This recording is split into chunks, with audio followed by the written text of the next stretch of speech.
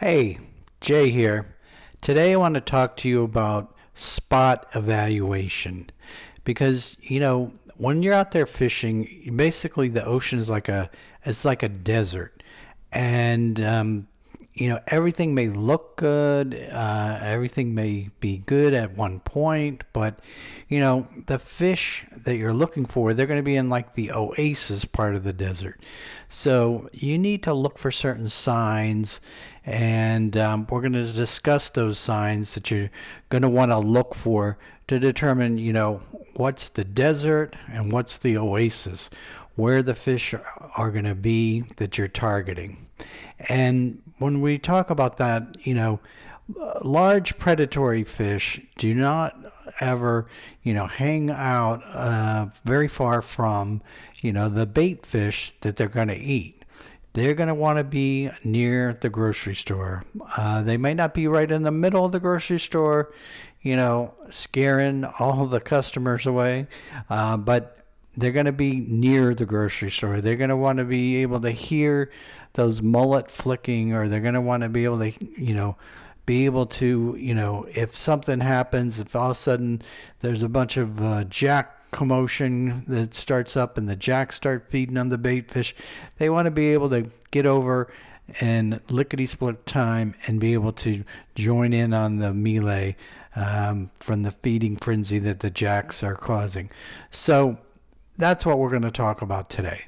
So number one, the thing that you want to look for, of course, if you see the actual targeted species, if you see what you're looking for, if you see like the snook or the tarpon or the redfish tailing, you're golden. They're there. So, you've found the oasis. But more often than not, you're going to be struggling. You're going to be looking for those signs that are going to lead you to differentiate, am I wasting my time here, or am I, about to come up to the oasis or not? So, when I'm in an area, I like to evaluate the area by what I'm seeing. If I'm not seeing anything, I'm going to keep moving because I know I'm not in the oasis. I know I'm, struggling. I'm out in the desert. So I'm going to keep moving. A lot of people I see out there fishing, the number one reason they don't catch anything is they stay in one place too long. They stay in the desert way too long. They need to move over to someplace where there's signs of fish and, bait fish, number one. So what are the kinds of things that I'm talking about? Well, I'm talking about the bait itself. You might see a lone black mullet jump out of the water. You might see, a needlefish. A lone black mullet doesn't mean much, and a needlefish doesn't mean much, but it could mean, you're in an area. You could mean you're in an area where, hey, there's big snook, and that's something to just put into your little calculator in your brain, like, hey, this spot is fishy or it's not fishy. A needlefish, if you see a bunch of them, that could mean there's a bunch of minnows, and a bunch of minnows could mean there's some redfish or some snook, feeding on those minnows. You never know.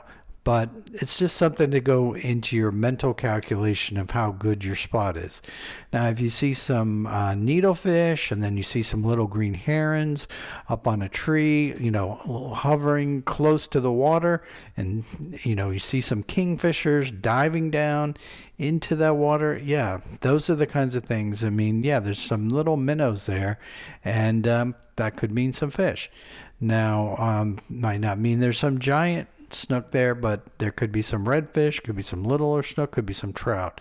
So those are things to keep in mind. Sometimes when it's cooler, the big snook, they do feed on the minnows, and they're not just going to eat all the big baits. So you never know. It all depends on what time of year.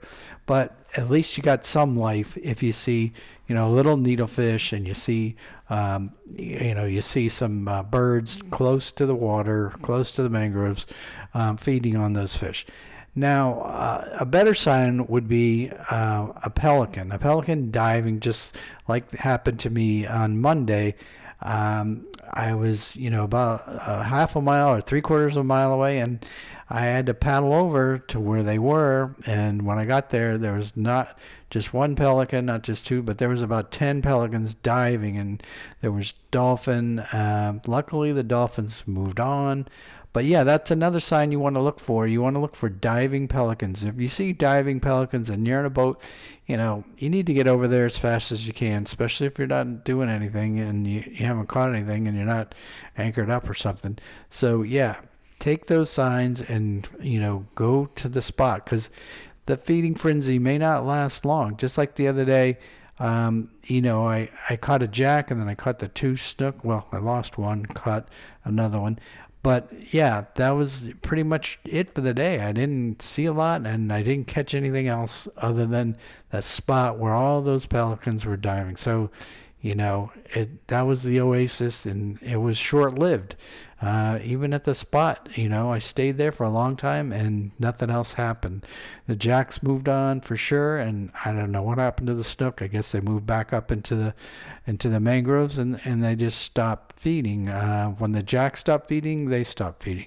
So yeah, you want to, when you see a spot and you see bait just blasting out of the water like that and something coming from underneath, that indicates that that's a snook. If you see the fish hopping and jumping and skipping and running for their lives, that's probably a faster fish. That's probably a jack. That's probably a bluefish, something like that. But hey, if that's what you want to catch, if that's a targeted species, if you haven't caught anything, cast over there anyway. But I'm just telling you, if you see something coming from underneath, that's probably going to be a snook or a redfish, because they feed from underneath. They come from underneath, and the fish will try to jump straight up as opposed to running away, which is what they do.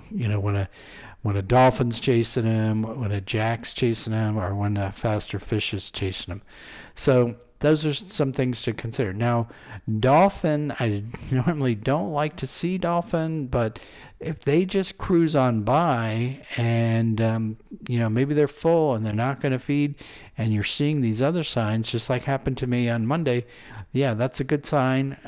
They kept going, and I ended up, hooking the one snook and losing it, and then catching the other snook. So don't discount a spot just because there's dolphin. Now, if you're in a spot and the dolphin attack, and they make that submarine, 25-mile-an-hour attack, and they're chasing those mullet, and the mullet are jumping out of the water, they're probably gonna scare away most of the predators like the snook and the redfish and things like that. But not necessarily. Now, if the dolphin are staying in the deeper water and the predators you're looking for, like the snook and the redfish and the trout, if they're in shallow enough water, they may not be too concerned with the dolphin getting them. And when I say shallower, I mean less than, a foot and a half, 2 feet. Now, dolphin can attack in 2 feet of water and a foot and a half of water, but they have a very hard time getting up to speed in that shallow water. So a good sized snook redfish will be able to get away from, a dolphin trying to swim in a foot and a half of water, because they can't get that tail action going. They really need to get that tail action going up and down to get that momentum. And if the water's not deep enough, their tail's going to hit the bottom and they can't get the propulsion that they need. But a snook, redfish, their tail's going to be going like that, side to side. The depth doesn't come into play as much with them. So that's something to consider, So dolphin know where the, predators are, and they'll travel, looking for them. You need to fish like the dolphins. You don't see the dolphins staying in one spot very long. They hit one spot and then they hit another spot and they keep moving. You need to fish like the dolphin, and you need to fish like the pelicans, unless there's a ton of bait, the pelicans they hit the spot and then they move on. And the same with the osprey, they'll hit a spot and, they might try 2 or 3 times, but then they'll move on, if they're not successful. So you need to fish like, the professionals. And the professionals, I mean, the dolphin and the pelicans and the ospreys. You don't want to be like the blue heron. Now, the blue heron will just sit there, and they'll sit there on a shore that they hope, a mullet's going to come by, or maybe they see some mullet out there, but they're kind of hoping that the mullet just meander over towards them, and that the jacks or the snook are going to push them towards, push the mullet towards them, or one will just, not notice that the blue heron's there, and they'll attack that mullet then.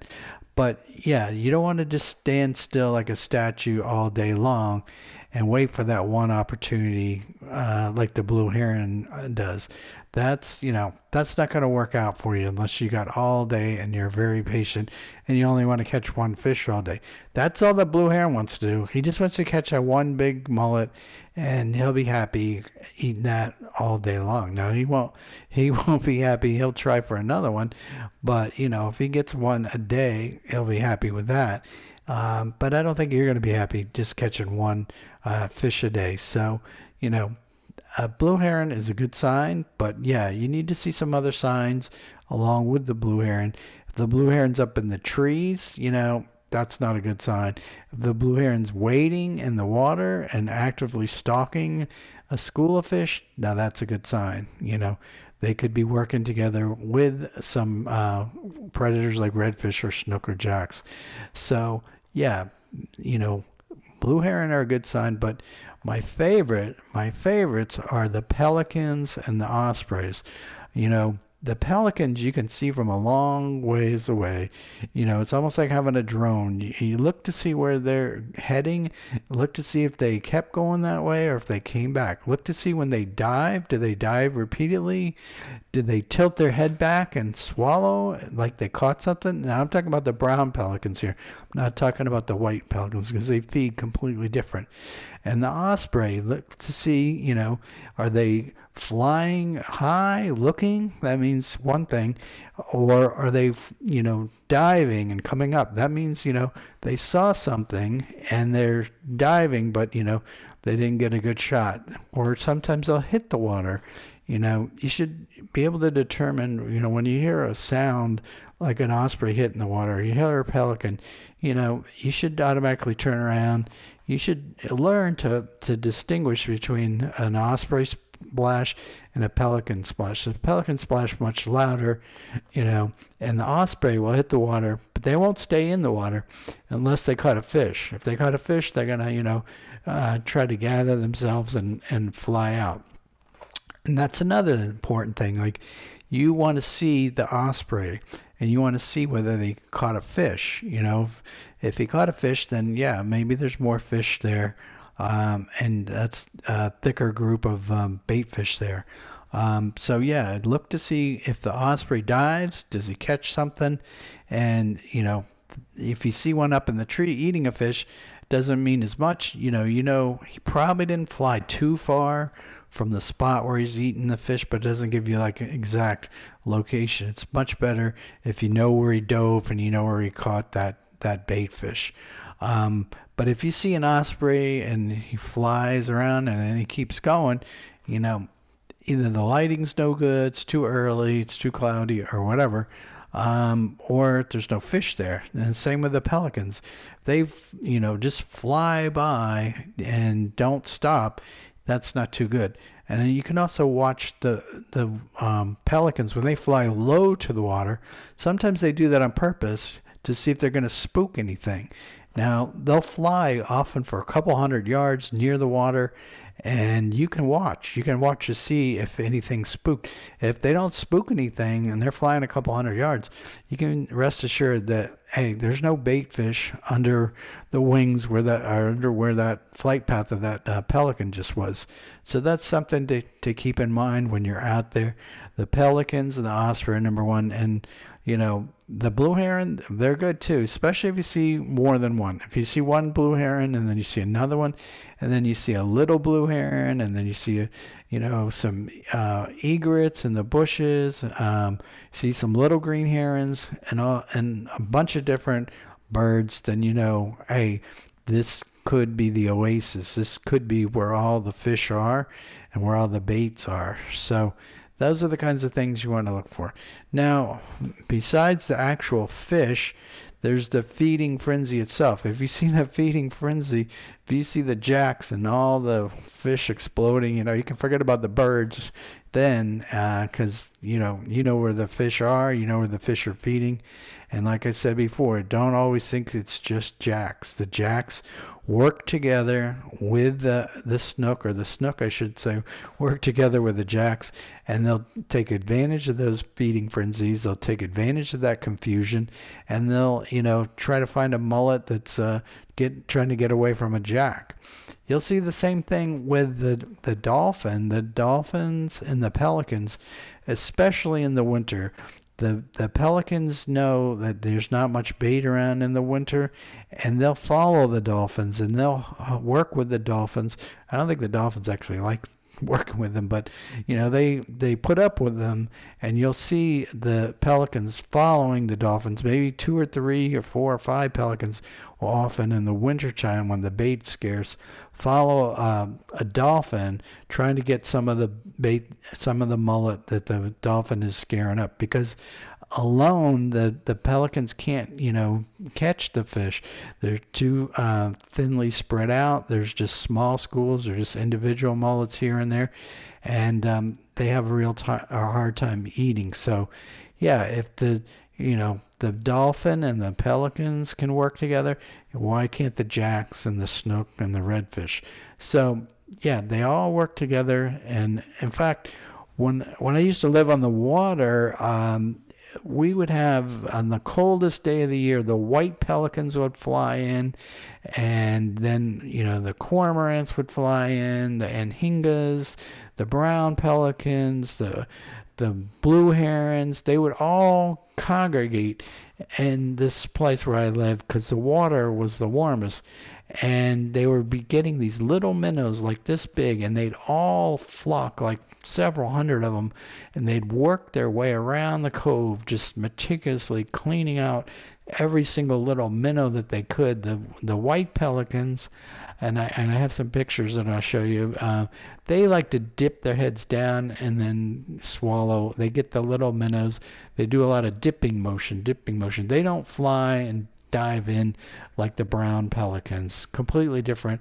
They'll get in a group, and when they have a bunch of minnows around them, they'll all be dipping. One will dip down, the other dip down, and it's almost like a ballet. It's almost like a choreographic dance. They'll all be dipping their heads at different times and trying to get those minnows. So yeah, whenever you see a bunch of white pelicans in the water, look to see if they're dipping their heads or not. If they're dipping, they're probably, trying to catch these little minnows that they feed off of. And the same thing with the brown pelicans. The brown pelicans, if they catch a little minnow, they'll kind of hesitate. They'll tilt their head back up like this, and then they'll swallow it. And it'll be a little bit of delay from the time when they land, and they're not going to dive as hard, and they're not going to dive as fast. They may only get up like 2 feet in the air and then dive like 10 feet or 5 feet away, if they're feeding on the minnows. If they're feeding on mullet, they're going to get up higher, and then they're going to get more velocity, and they're going to do a harder dive, and they're usually going to fly further before they dive again. But if they're on minnows, they're just going to be taking these little jump starts and dipping their head down, and then swallowing a couple of these little tiny minnows. But if they got a mullet, it's going to be bouncing around in their throat for a while, and it's going to be, you're going to see them at some point like tilt their head back, and you'll actually see the fish go down their gullet if they got a good sized mullet. But yeah, a lot of times they miss too, so you won't see any of that. So that'll mean maybe, hey, the pelican didn't get anything. Maybe the bait isn't as thick as other places, but there was something there to cause them to dive. Now, sometimes, when you're looking for the mullet, you don't always see them. Sometimes when it's cold, they'll be down a little bit deeper. That surface water early in the morning, is going to be a lot cooler than the water on the bottom. So sometimes the mullet will be down deep, and they won't be jumping, they won't be flicking their tails, but you'll see a little flash, and you'll see a little mud trail if you drive over the top of them with a boat. So yeah, it's not always going to be jumping mullet or flicking tails. Sometimes you're going to have to look for that little flash in the water, and that'll be a mullet or two, or maybe a whole school. So yeah, sometimes you're not going to see the whole school. You're just going to see that one mullet flash, and when they flash, sometimes they're with a whole school, and they're just balled up and they're sitting on the bottom. But sometimes when you get close to them, as I've mentioned in other videos, they tend to it's starting to rain. They tend to start flicking their tails. They're kind of warning each other of some predator, namely, being in the area. So yeah, listen to those flicking tails, and if you're hearing tails flick all around you, you're in a good spot. You're in a spot that won't guarantee you're holding fish, but it's a lot better than a spot where you see no bait and not even a needlefish, not even a stingray. So yeah, that's going to be a much better spot for you than where there's no bait at all. And depending on how thick they are, you might want to stay longer at that spot, but don't stay in any one spot too long. Figure out how big that school is. Maybe that school goes all the way up and down the shoreline, and that's another thing. Sometimes a lot of times they'll be the same distance off the shore. So if you see them like 50 feet off the shoreline, you go further down, a quarter mile down, they're also 50 feet off the shoreline. They're up in the mangroves. They'll be up in the mangroves all the way down the shoreline somewhere else.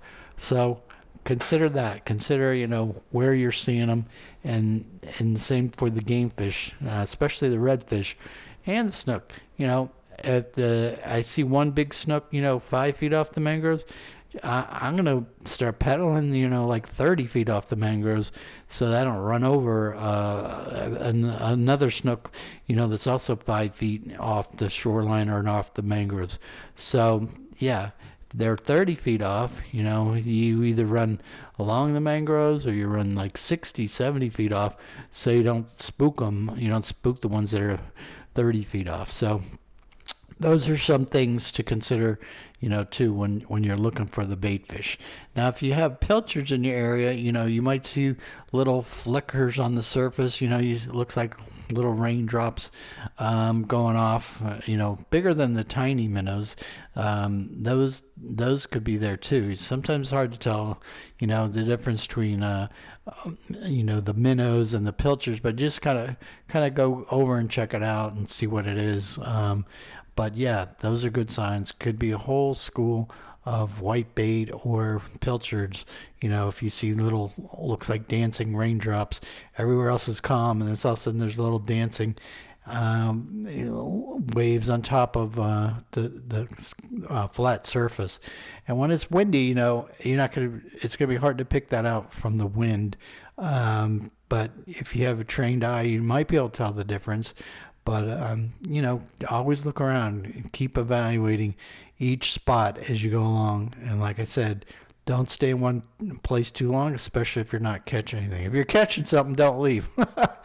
It's the old adage, don't, leave fish to find fish, because, you might want to move just a little bit. And, if you're not liking the fish you're catching, or you caught enough, move 50 feet, 100 feet, and see if the good fish that you want to catch are nearby, but not right where you're camping out and catching the smaller dinks or whatever. So you never know where the big one's going to come out of.